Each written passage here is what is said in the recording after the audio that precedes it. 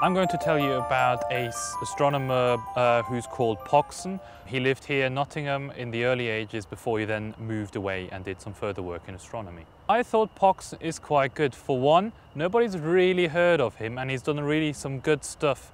We do use something in astronomy to measure the brightness of stars, which is really important. And he's been someone who set it on a really found basis, hidden away in the background and not really recognized for that.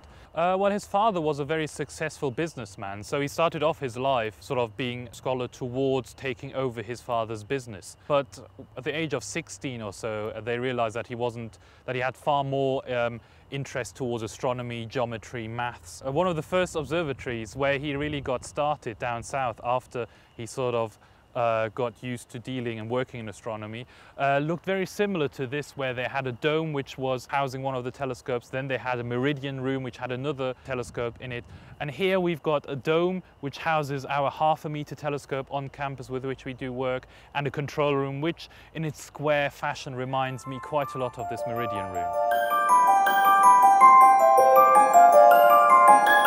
Probably most interesting what Pogson did is he looked at stars. He was in variable stars and looked at the brightnesses of stars. Well, stars have always been classified since the Greeks in brightness scale. So we just define the brightest star being 1, and the fainter they are, the higher the magnitude value gets, and 6 is the faintest your eye can see. And then during the time, people just measured the star's brightness with the eye and said they're either 3, 4, so they gave them integer whole numbers. Already just before Pogson started his work, people already had to put stars into classifications of brightnesses in between. They needed a bit more basis behind it to really say, is it a 3.45, is it a 3.5, is it just a 4 magnitude? And then he really got started into things like asteroids, so of your odd rocks flying around in space that you could then measure and find out where they are. And he got into that and really tried to discover some of them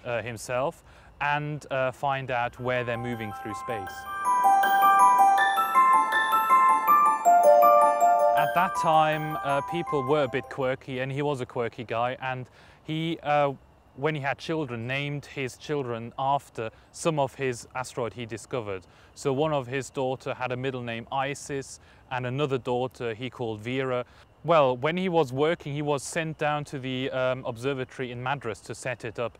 So that's where he spent most of his time of his life down there, trying to revive that observatory, build it up, suffer all the red tape that the bureaucracy was setting up and dealing with the rundown observatory. So that's where he was really working for most of his time. And given all this red tape, it really made work for him as a scientist very tough. He could do research, but he didn't really manage to successfully publish things. That's why we don't really know a lot about it. Asia is the first asteroid that was discovered from an observatory based in Asia itself, and that's one of the asteroids he discovered there. We also observe asteroids here, and we also help to determine their orbits. That's the two things we do here.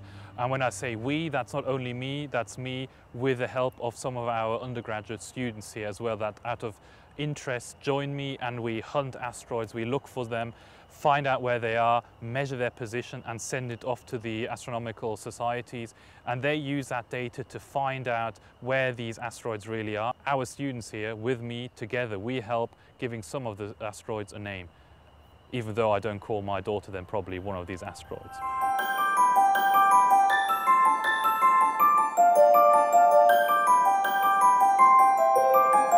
We always thought about an appropriate name for our observatory, and a colleague of mine brought up the idea of Pogson as a Nottingham-based astronomer, and I then had a bit of a look at him, and I think just his background as some hidden astronomer who did so much work, and his work in magnitude scales, the basic for all of our understanding of stars, is something that makes it quite important. We are thinking about naming it after him.